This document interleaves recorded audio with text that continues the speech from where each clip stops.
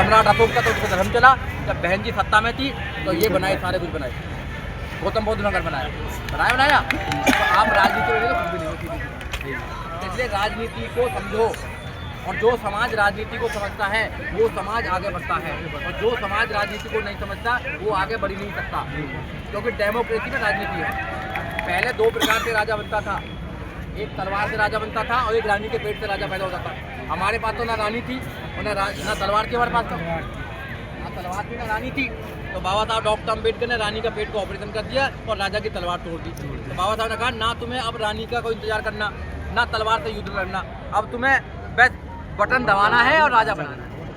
तो बटन दबाने का सही इस्तेमाल करना सीख जाए बस, और जो समाज बटन दबाने का सही इस्तेमाल करना सीख जाता है वो राजा बनता है, और जो राजा बनता है उसका कोई शोषण नहीं करता। सीधी सी बात है। तो अब राजा कैसे बनेंगे ये सोचो। जो लोग ज़्यादा जागरूक हो गए उनकी जिम्मेदारी है कि अपने भाइयों को जागरूक करें, भाईचारा बनाएं, मुस्लिम समाज को समझाएं कि तुम्हारा भला हमारे साथ ही है, तुम्हारा भला हमारे साथ ही है।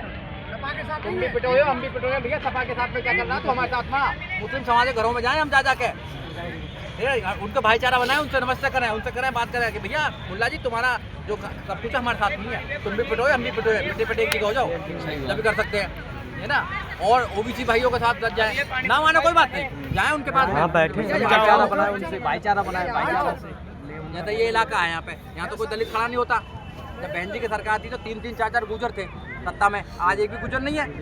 बताओ ना, तो उनको बताना चाहिए जब हमारी सरकार होती है तुम सत्ता में होते हो, बताओ जब तुम्हारी सरकार नहीं होती तुम सत्ता में नहीं होते। भाई हम तो तुम्हारे सर पर मुरादा बांधना चाहते हैं और तुम किसके चरणों में मुरादा दे रहे हो 3% के बारे में, तो उनको ये बताई जा नहीं पाता, तो वो जुड़ेंगे हमसे। तो भाईचारा जो बनाया था वो भाईचारा बनाना हमारा काम, जब तक हम नहीं जाएंगे लोगों